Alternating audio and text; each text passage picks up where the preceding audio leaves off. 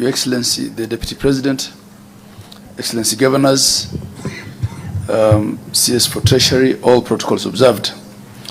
Your Excellency, my remarks will be very brief. I don't want to go into the details of the agenda presentations that we will make. And I associate with a lot of the comments that you have made. For the few empty chairs that you see, Your Excellency, we'll get used to the new timings.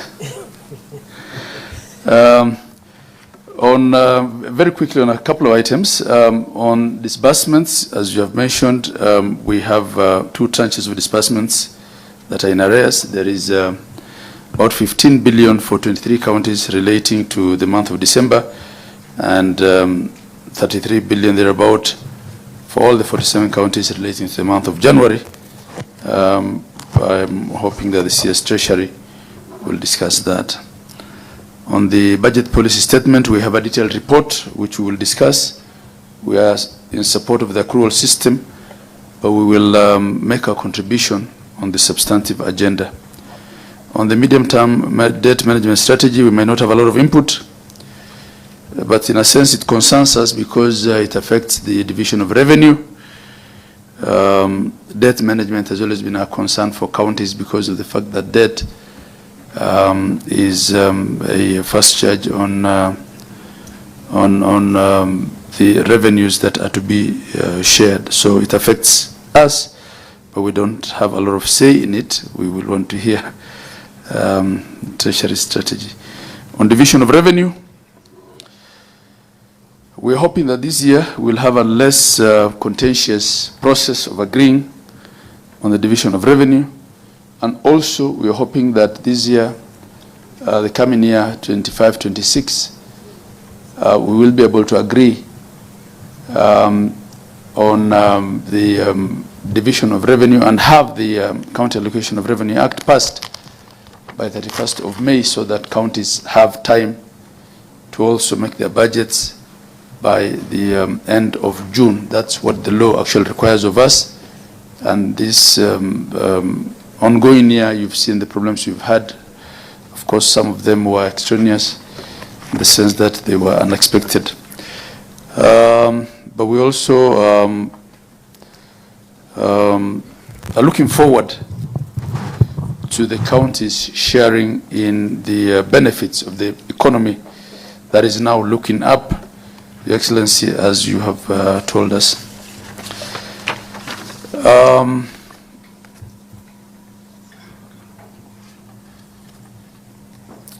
On County Allocation of Revenue Act, that will depend on the efficiency and effectiveness of that process that we have in agreeing on the DORA and how fast we can complete that.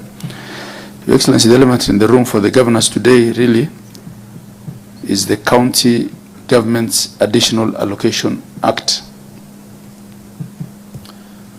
for the year 24-25, which is yet to be passed. We have discussed the background and the issue of the road maintenance levy fund. We have proposals on the same, especially on the portion that does not relate to national government exchequer funds, the portion that relates to donor funds, because as you realize, we are now at the end of January. Starting February, Parliament is in recess. By the time, and the mediations had collapsed, so by the time they get back and Senate and the National Assembly agree on a mediated position, hopefully, there might not be much time to really implement those projects, and that's, we're talking of substantial amount of funding for development in the counties. So we're hoping that this meeting will agree on a way forward on that. There are matters to do with substantive agenda in terms of CAIPs.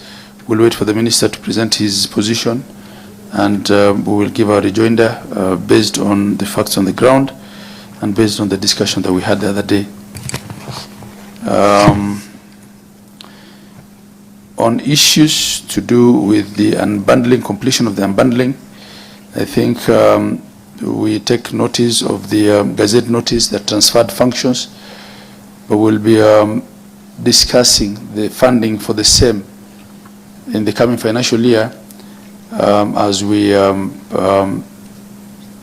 agree on the division of revenue. Excellency, there are a couple of other resolutions of IBEC that had not been implemented. Issues to do with county headquarters for 5 counties. It's part of our agenda. There are MLF that I've actually talked of. Transfer of museum funds. The issue of fines and court fines for some of the counties. The matter of mineral royalties for counties that have earned but have not received the same, shortfall in the funding of the community health promoters program, and again underfunding of CAIPS vis-a-vis the status of completion.